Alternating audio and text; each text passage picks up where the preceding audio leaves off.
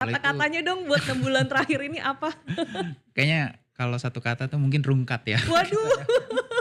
Ya kita kan koreksinya juga hampir sama kayak Covid ya, bahkan sempat lebih tinggi daripada Covid kan. Ya otomatis ya sebenarnya bisa dibilang kita crash ya marketnya tahun Mmm, ini gitu.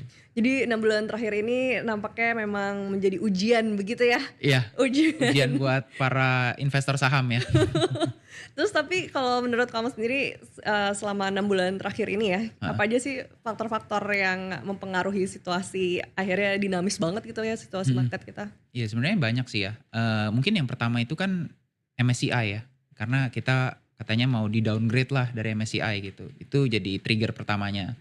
Trigger keduanya itu sebenarnya karena oil gitu. Jadi oil itu naik karena US nyerang Iran, akhirnya fiskal kita yang memang sudah mepet gitu ya, itu jadi harus diperbesar lagi gitu. Jadi mungkin, bahasa halusnya pemerintah kita ini kurang pinter untuk realokasi budget gitu kan. Akhirnya fiskal kita, melebar, mulai tuh, ibarat main bola tuh dapat kartu kuning kan dari berbagai lembaga, S&P, Moody's gitu-gitu kan semua udah kasih kartu kuning nih, fiskal lu lewat gitu. Nah ini yang akhirnya juga bikin investor tuh takut. Investor takut, jualan, otomatis semua tuh kena. Mau dari saham kek, kalau lihat yield obligasi juga naik, rupiah juga mungkin yang paling dekat sama kita ya, rupiah itu juga naik kan hampir 18.000 sampai. Ya in short sebenarnya 6 bulan itu kita bermain dengan sentimen ini aja sih gitu. Mmm, terus, Kalau itu kata-katanya dong buat 6 bulan terakhir ini apa? kayaknya kalau satu kata tuh mungkin rungkat ya. Waduh.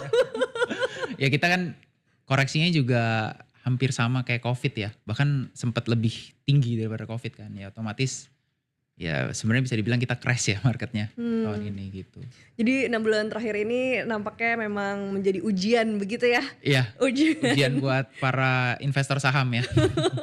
Terus tapi kalau menurut kamu sendiri, selama 6 bulan terakhir ini ya, Heeh. apa aja sih faktor-faktor yang mempengaruhi situasi akhirnya dinamis banget gitu ya situasi Mhm. market kita? Iya sebenarnya banyak sih ya, mungkin yang pertama itu kan MSCI ya, karena kita katanya mau di-downgrade lah dari MSCI gitu, itu jadi trigger pertamanya.